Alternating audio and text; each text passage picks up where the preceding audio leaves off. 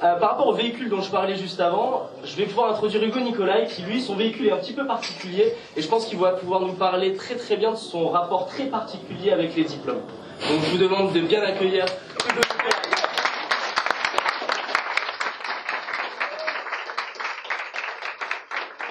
Salut. Bon, alors, le premier truc que j'avais envie de vous dire ce soir, c'est que je me sens pas du tout légitime d'être là. Pourtant, si j'avais décidé de faire uniquement ce que je me sentais capable de faire, je serais sûrement encore en train de me faire chier du lundi au vendredi à attendre chaque semaine le week-end. Et si je vous dis ça, c'est parce que c'est quelque chose que j'ai vécu pendant 3 ans, pendant mes 3 années d'alternance dans les assurances. Et j'avais réussi à me convaincre que finalement faire un taf chiant, c'était quelque chose de normal. Du coup, j'ai fait ça jusqu'à avoir mon diplôme. Et là, je me suis rendu compte que si je continuais comme ça, je vais faire ça durant les 40 prochaines années de ma vie. Et là, en fait, j'ai vrillé dans ma tête et je me suis barré voyager. Du coup, j'ai fait l'Europe en stop et ensuite j'ai fait un road trip sur la côte est australienne où j'ai fini dans une share house avec une trentaine de personnes d'une quinzaine de nationalités différentes. Alors, forcément, au gré de ces voyages et de ces rencontres, j'ai été amené à beaucoup m'interroger sur plein de sujets divers. Et je me suis mis à beaucoup lire et à regarder des vidéos, notamment des TED, je suppose que vous connaissez. Et petit à petit, j'ai commencé à prendre conscience des enjeux écologiques auxquels notre génération allait être confrontée, de l'accroissement de la population qui allait forcément avoir un impact sur des migrations de masse, sur le fait que l'IA avec la robotisation allait dans les prochaines décennies à venir bouleverser notre quotidien. Et tous ces trucs-là m'ont fait m'interroger et je me disais putain mais au final moi quel impact je peux avoir sur tout ça en sachant que je sais rien faire de mes doigts quoi. J'avais fait pendant 3 ans j'avais fait de l'Excel donc j'avais aucune idée de comment attaquer ce problème quoi. Donc je suis rentré sur Paris et j'ai commencé à squatter toutes les conférences gratuites que je trouvais sur internet. Et c'est comme ça que j'étais amené à découvrir le growth hacking, en français pirate de la croissance. Pour faire simple, le growth hacking, c'est un mélange de programmation, marketing et d'analyse de données. Le but étant de booster la croissance d'une boîte le plus rapidement possible. Et ça, forcément, ça fait sens pour moi. Parce que même si j'avais pas d'idée sur comment avoir un impact sur les enjeux dont je vous ai parlé, au moins j'aurais la capacité d'aider des personnes qui, selon moi, avaient une bonne vision et allaient pouvoir régler ces problèmes. Dans le même temps, toujours pareil, en squattant toutes ces conférences, j'étais amené à reprendre une asso qui s'appelle le Mashup, je ne sais pas si vous connaissez, qui organise des événements pour les étudiants afin de promouvoir l'entrepreneuriat.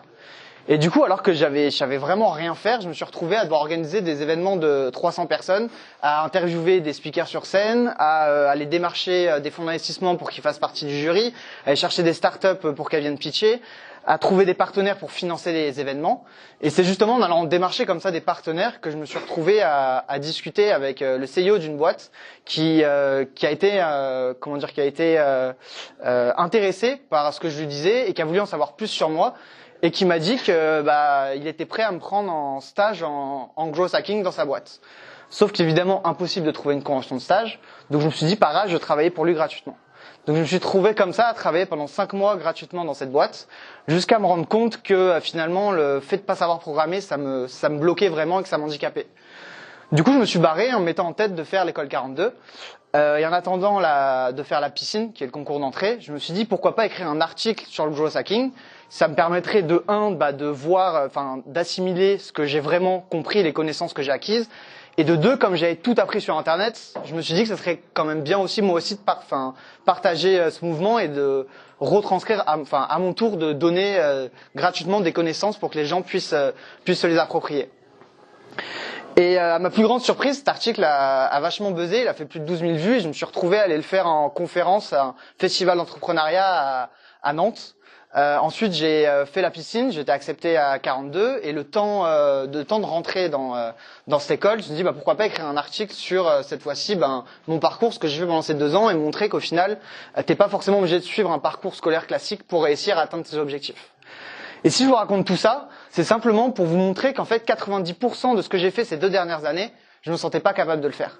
Mais c'est parce que je l'ai quand même fait, malgré le fait que je m'en sente pas capable, que j'ai réussi aujourd'hui à faire ce que j'aime et savoir pourquoi je le fais. Et il y a une phrase, je trouve, qui résume assez bien ça, de Henry Ford, qui dit que vous pensez pouvoir le faire ou pas, dans les 2 cas, vous avez raison. Et ça, c'est d'autant plus vrai du fait qu'aujourd'hui, tu peux tout apprendre sur Internet.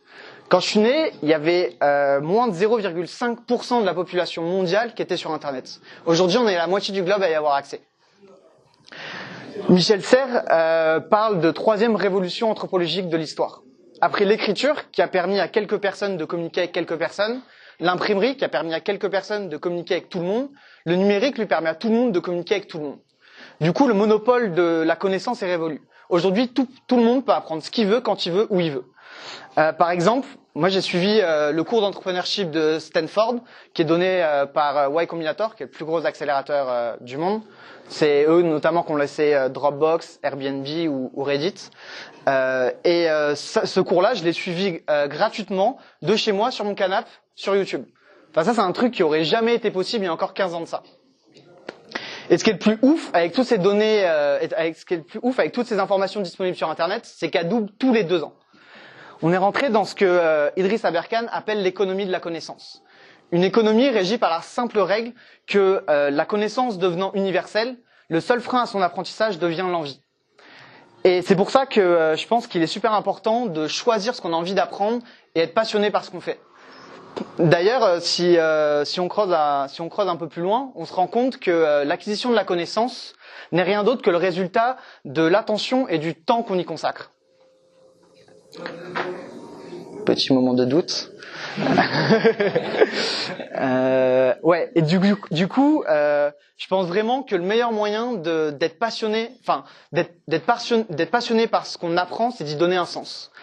Et il y a une phrase que pose Peter Thiel, le fondateur de PayPal, quand il est en entretien d'embauche, qui je trouve permet de s'interroger sur sens. Cette question qu'il pose, c'est quelle est la vérité fondamentale dont vous êtes persuadé et dont très peu de gens sont d'accord avec vous. Je trouve que la réponse à cette question, c'est le meilleur moyen de trouver ce qui nous donnera la motivation de jouer sur le long terme.